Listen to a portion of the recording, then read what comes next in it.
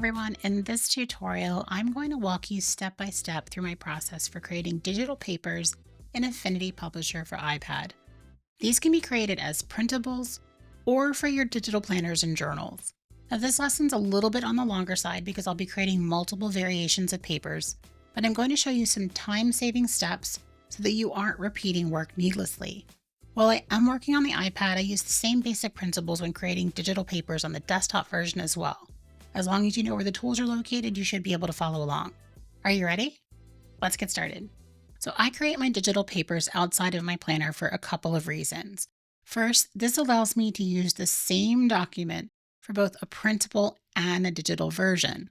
Second, it allows me to easily use them in future planners, and I'm going to show you how to place them inside the planners a little bit later in the video. I'm going to set up an 8.5 by 11-inch document in portrait orientation, and I'm setting mine to 300 dpi because I want to be able to have the option to use them as printables as well. I'm going to create my lines and squares for my graph paper with millimeters, but I prefer working overall in pixels, so I'm going to set my document units to pixels and then I can just key in millimeters whenever I need to. I don't need a master page, and I'll explain why in a moment. I also don't need facing pages, so I'm going to turn that off. The color format is fine. And finally, I'm not going to use any margins because I'm going to slip these between the rings and the top pages in my planner. I'm not going to use master pages for these papers because I don't plan on having different backgrounds. All I'm looking for here are the lines that make up the paper, but let me show you where master pages would come in handy when making digital papers like these. So these are a set that I created that have 3 different color backgrounds. The master pages are just the different color backgrounds, no actual content. I could also add paper texture here if I wanted to. All of the lines that make up these pages are on the content pages themselves. This way, I can go into Manage Pages, I can run my pencil along to select whichever pages I want, and I can very easily change the background color just by going into the master page and clicking OK. So now I was able to quickly change that from off-white to this blue. If I'm creating basic digital pages that I plan to pull into a planner, or create as a printable on a white background, there's no need to set up multiple master pages. I'm back in my new document and I want to start with some medium or college ruled paper. Now with line paper, I could easily use my pen tool and create lines that I power duplicate down the page. But by using my table tool, I can create the first page and then create multiple variations quickly by duplicating that page and altering the original table. With my table tool selected, I'm going to drag out a single cell. And I need to adjust the height of this because medium ruled paper has a space of 7.1 millimeters between each line. To change the height of the box, I'll head to the Table Studio, and under Table Cell or Cell here, under Height, I want to key in 7.1 millimeters. But remember, my document's in pixels, so that's what's reflected here. So I'll just key over until I get millimeters, and then type in 7.1, and that's going to adjust it to pixels. With my Move tool, I'm going to drag this up to the top left, and then I'm just going to drag the right handle all the way over until it reaches the other side, and my width is all set. To create the rest of the lines, I'm going to select my table tool, and I'm going to begin dragging down on these arrows until I get just past the edge of the paper. So I have about 40 lines there, but I'm going to adjust that. What I want to do is create a large margin at the top using row 1. Now there's 2 ways that I can do this. I can tap on that and I can begin dragging down, or I can simply tap on that and start using the height here in my table cell. So I'm going to bring that until that one line is hitting the bottom. Now I don't need rows 39 and 40, so I'm just going to remove those. If I want, I could make this a bigger margin. In fact, I think I will while I have it selected still. I'm just going to keep dragging that down, and I think I'll drag it until it's 37 is hitting the bottom, and then I'll get rid of row 38. Now that that's in place, while I have the table engaged, I want to select the entire thing and adjust the colors and width of the strokes that are making up the paper. So I'm just going to tap on column A here. I'll go backwards in the table panel and I want to go to Stroke and Fill. The first thing I want to do is turn off the outline around my paper because I only want the horizontal lines to show. So I'll tap on this first option, and if I zoom in, you can see it lights up in a bolder blue. I'll go into my stroke panel here and turn it off. And the next thing I want to do is change the stroke width as well as the color of the actual lines. Now I don't want to select the top and the bottom. I want to select the inner lines here. So I'm going to tap on this option, which you can see is going to light up all of those internal horizontal lines. So now I can change the color. I'm going to change it to this dark brown from my palette. And I'm going to go into the stroke panel and change the width to 1 point. And that's it. My first page is done. Now I want to create a version of this that has a vertical margin, but I don't need to start all over again. Instead, I'm going to go to my content pages here, make sure that's selected, and I'm going to duplicate it and just add that margin to it. To add my margin, I'm going to tap to turn on the table. I'll tap this right arrow here and I'm going to change this to 2. And you can see it's going to create a vertical line right down the middle.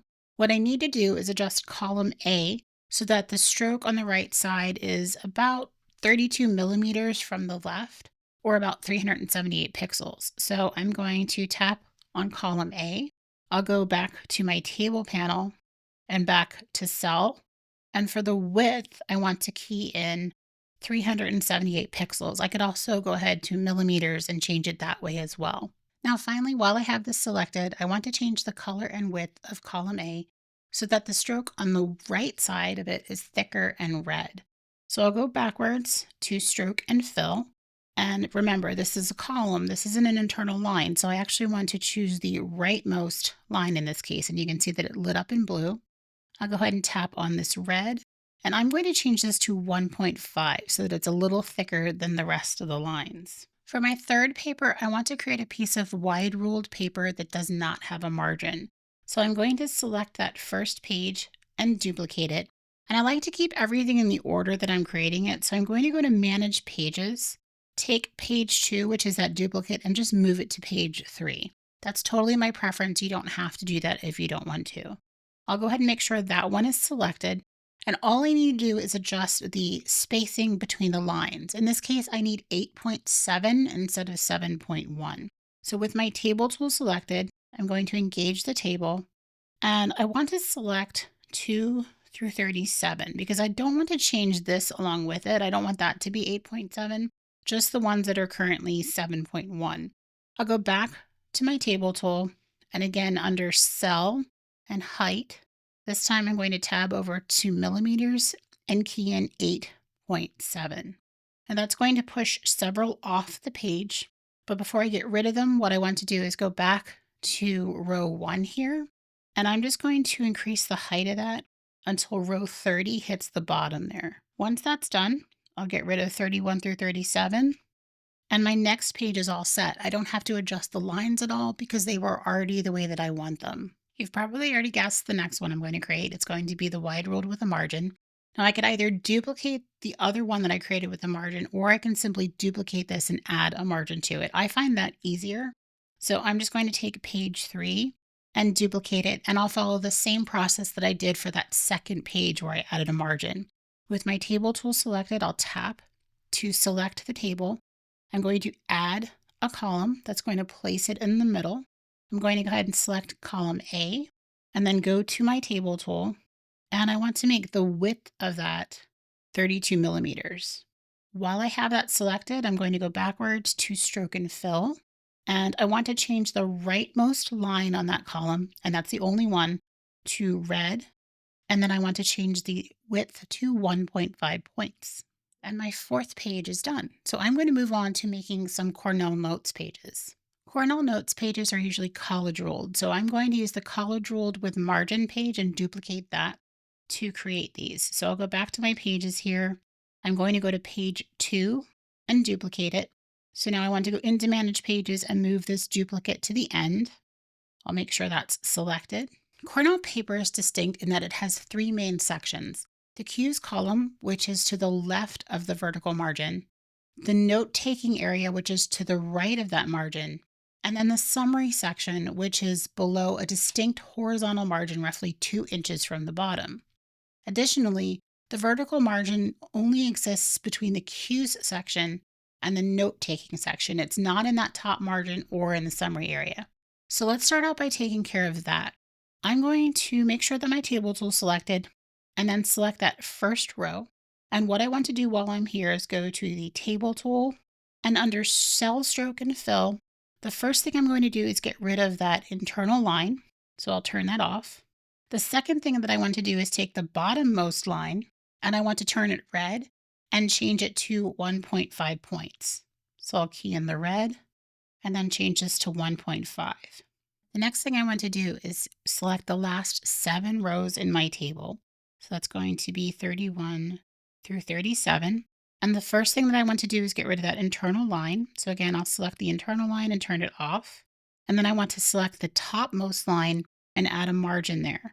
So I'm going to change that to 1.5 and I'll key in red. Next, I want to move the remaining vertical margin over so that it's 2.5 inches from the left side of the table because that's standard for Cornell Notes. I'm going to select column A. Now I'm not worried about that which is invisible because it's technically still there. I just turned off the visibility. I'll go backwards to cell, and for width, I'm going to key in 750 pixels, which is 2.5 inches. And there's my first Cornell Notes page. Now I can take this single page and copy it to create a few more versions. If I select the rows in the summary version, let me go ahead and duplicate this. If I select these rows, I can turn off all of the lines to create a blank summary section. So I'll go to my table tool and under stroke and fill, I want to take those internal lines and turn them off. I can also create an equal split between the Q and the note section by changing the width of column A. So I'm going to duplicate page 6 and I'll move that duplicate to the end, make sure that it's selected. And with the table tool engaged, I'm going to select column A. Now the width of my entire document by going to the transform panel is 2550. So what I want to do is go to my table tool and under cell for the width, I'm going to key in 2550 divided by 2, and that's going to move it to the center of my page. And then finally, I can use that one, create a duplicate of it, and create a side-by-side comparison sheet just by adjusting some of the margins and removing the summary page. So what I'm going to do is engage the table tool. I'm going to select the last 7 rows. I want to go to my table tool, and under stroke and fill, I'm going to make sure that that top line, so this one, matches the rest of the horizontal lines. So I want that to be 1 point and brown. And then I want to add an internal one that matches the red one going down the middle. So I'm going to make sure that's red and then is 1.5 points. Now with those made, let's move on to the graph paper. When you're creating graph paper, everything is based on the size of each individual square. So you're going to create the first one and then add columns and rows to complete the entire page. I'm going to create 7 and 10 millimeter graph papers, starting with a 7 millimeter. Now, just like my other pages, I'm going to go to the edge of the paper with no margin, but if you prefer for your graph paper, you can go ahead and set up a margin and place everything inside of that. I'm going to create a new page, not a duplicate. I'm going to grab my table tool, and I just want to drag out one cell to start. I'll go back to my table tool, and the first thing I'm going to do is set the width and the height. So under cell, I'm going to key over to millimeters and choose 7. And you can see that's 82.7. So I'll just key that in here. And now I have my perfect square. And I'm going to format this before I begin adding the other squares because they're all going to look the same. I might as well do it now. So I'll just make sure that's selected. Go back to stroke and fill. And I can select the outer area here. Make sure that it's brown. And I'm going to change the width to 1 point. With my move tool, I'm going to move that up the top left corner. Go back to my table tool, and I'm just going to drag across, and I'm going to go past that end of that page. I'll do the same thing going down. Now the bottom is slightly off the edge of the page, and so is the right. Since I know that the left side is going to be under the rings, I'm going to move this over so that the short cell is on the left side. Because if you're creating graph paper, especially one that you want to sell, most people want to make sure that the squares that are in place are the exact size they need. So since I'm going to have anything on the right page under the binder rings here, I'm just going to place everything here. When we get to placing these in the planner, I'll show you how to duplicate these and move things around to accommodate for the left side of the binder. So I'll just use my move tool and just place this so that it's perfectly aligned on the right and the top. And then what I want to do is use my vector crop tool to get rid of any excess that's hanging off the side. So I'll just bring this into the left, and I'm going to find that little handle down there and bring that up. And what that's done again is create a little mask that masks everything away that was hanging off of the edge. Now I don't need to start all over again for the 10mm paper. I'm just going to go back here and duplicate this. And I want to engage my table tool. I'll select the entire thing, and I want to go to my table panel, and under cell, I'm going to change the width and height to 10mm. So I'll toggle over 2mm, key in 10, and then I'll change the height to 118.1 pixels. And now I have my squares. Now, you're not seeing arrows here or here, and that's because that mask is in place, because remember, this was a duplicate of the other one. So I'm actually going to select that and get rid of it because I'm going to redo it once I have everything in place. Now, when I select the table, you can see the arrows. I'm just going to pull these over, and I'll pull this up. Now, the bottom is pretty close to what I want. Let me just zoom in here. That's actually hitting almost the edge, but not quite. So I'm going to do the same thing I did with the 7mm one. I'm just going to move this over, and I'll use my vector crop tool to crop in on the left and the bottom. And again, it created that mask that's there. For the final paper, I'm going to create a dot grid, and this one's pretty manual. A table's not going to work. The manual way is actually most efficient. We're going to use Power Duplicate for this, which on the iPad is made a lot easier if you have a Bluetooth keyboard connected. I'll be using one, but I'll also show you how to Power Duplicate without it. I'm going to create a blank page, and I'm going to start by setting up a grid that's going to give me something to snap my shape to. So I'll go up to the settings up here and choose Grid Settings. And I want to make sure that the grid is on, and then toggle over to Standard because that's going to allow me to set my spacing. I want to create a 7mm dot grid. So I'm going to go under spacing, and I'll key in 7. With the grid in place, I'm going to select the ellipse tool. I'm going to hold Shift and Command down on my command controller and just drag out my first ellipse. Now I'm going to start with this set at 50 pixels. I'm going to go to my transform panel, and I'll make sure this is locked and key in 50. I can always adjust this, and I'll show you a really quick way to do that with a somewhat hidden tool. I'm going to place this ellipse up here on this first cross section on the grid. I'll hold my finger down, and I'm going to choose Duplicate, and then holding Shift down on the command controller, I'm going to drag it until it snaps to that next cross section. Now this is actually where I can Power Duplicate. If you don't have a Bluetooth keyboard set up on your iPad, just hold your finger down and hit Duplicate. And as long as you keep the shape selected, every time you duplicate it, it's going to create a copy and move that copy the same distance. I personally find it a lot quicker to use a keyboard, which I have set up on mine. And I'm going to key Command J until I go all the way across to that last cross section there. Once I place that last one, I'm going to select all of those, go to my layers, and I'm going to group them up. Again, I'm going to duplicate that group, and holding Shift down, I'll drag it to that next line. And then again, I can either manually Power Duplicate with the quick menu, or since I have a keyboard set up, I'll go ahead and just use Command J on the keyboard. Now, of course, I can already see that these dots are way too big, but I'm not going to worry about that just yet. What I want to do is select all of my groups once that's in place, and I'm going to create one large group out of them because I want to center this up. The dot grid is actually the only one where I do create a margin because it doesn't look right when it goes off the page. So with that group selected, I'll go up to my alignment options and align center and align middle, and then I'll deselect, and I can turn off my grid because I don't need it anymore. Again, I feel like the dots are a bit too big and overpowering, so I want to change all of them. To do this all at once, the first thing I'm going to do is ungroup everything. So I'll just choose ungroup and ungroup again, and that's going to put every ellipse on its own layer. Now, with all of those selected, if I were to go to the transform panel, you can see it's giving me the overall dimensions of the group, not just a single one.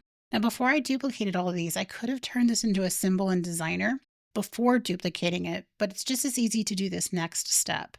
With all of them selected, I'm going to head up to this arrow in the contextual menu and choose Transform Separately. What that's going to do is designate a transform object. You can see it has a bounding box around it. But if I go to my layers, all of the ellipses are still selected. Anything I do to this one is automatically going to be applied to the rest, including changing the scale. So now when I go back to my transform panel, you can see that it's giving me the dimensions just for one. So there's two things that I want to do before I adjust anything. The first is I want to make sure that this is locked in the middle because I want it to stay symmetrical. And I want to go to the anchor at the bottom here and choose middle because I want everything to scale down into the middle of the shape so it doesn't move. I'll go back up to the top here and let's try 20 and see how that looks. Just back up. I like that, but I think I want to see what 15 looks like. I think that's better. It breathes more. So I'm going to set that at 15 and call that done. Now, I always like to make sure that I toggle transform separately off again, just so I don't run into issues with any selections that I make from here. With my pages in place, I want to save this so that I can pull it into any of my planners. I can pull it in as either a publisher file or a PDF. Either of those are good options to keep all of the pages together in one file. You don't want to save this as a PNG because it's going to save each individual one. I'll go up to the top to the Documents menu and choose Export. I want to set PDF to digital high quality for the preset, and I'm going to change the file name to DP4. Just check everything else is fine. That looks good. I'll click OK, and I'll go ahead and save it. Now I'm back in my original planner, and in the last lesson, I showed you how to create a master page that can be stacked so that you have the background and the binder rings, and we can slip the pages in between those.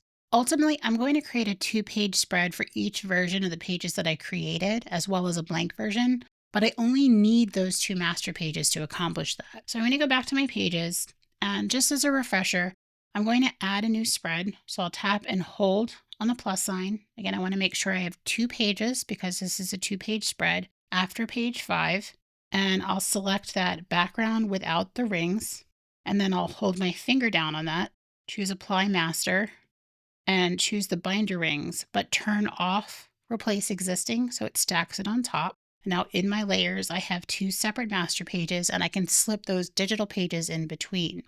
So I'm going to select the open background just so it automatically places them.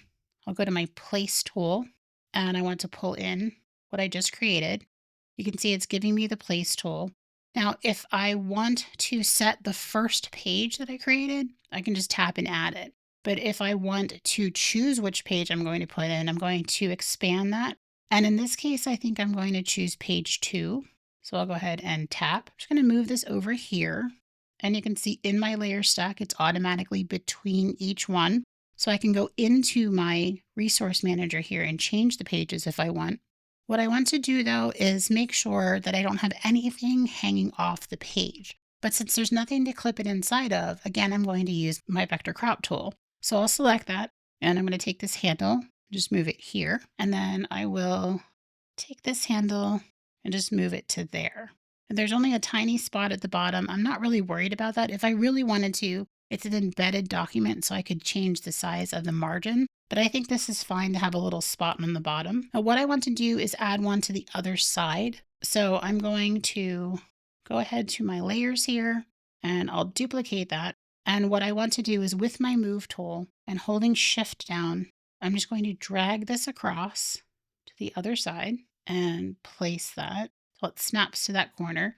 The lined paper is pretty easy to duplicate in place, but remember with the graph paper, there was one column that was more narrow than the others, and you want to make sure that they're under the binder rings because they're not really useful. They're not the right size. So let me show you what I would do with that. I'm going to duplicate page 6 and 7 and just switch which page is on here.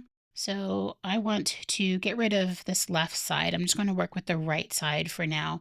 And I'm going to remove the mask because I'm going to create a mask specifically for the graph paper. So I'll select that and go to my resource tool and I'm going to choose page 9 or 10. Let's see, I think 10. That's going to give me my graph paper. Now that's automatically set it up so that I have that under the binder rings, but you can see it's hanging off here. So just to be on the safe side, I'm going to drag this over until this snaps to the right and the top of my page. And then all I need to do is crop this away and anything that's hanging off the bottom.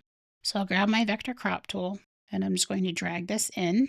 And you can see there's the narrow column. And I have a little bit of overhang here on the bottom. I'm not really worried about that. I'm just going to bring that up to right there. So that's my first page.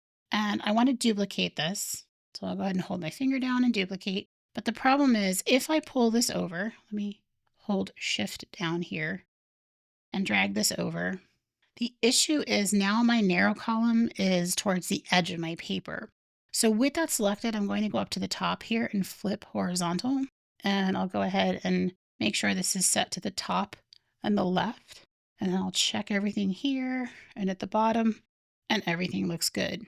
Now, I'm not going to do the rest of the pages in this lesson because that would take a while, but I'm going to follow the same process I just did. I'll duplicate the last one I created, use my resource manager to change which page is in place. If I need to do any adjusting, I can do that, and then I'll follow that for all of the rest of them. Ultimately, my digital pages are going to be at the end of my planner, and I'm going to have links to them within my index at the beginning, as well as in the tab up here at the top. That way I can very easily get to them, copy them, and then place them where I want them in my planner. If you have any questions about what I covered in this lesson, please don't hesitate to ask below. Next up, we're going to take a look at creating master pages that are going to allow us to quotes animate our tabs, as well as create our monthly grids and daily pages. In the meantime, if you missed any part of this series, you can find the full playlist here. Thanks for watching.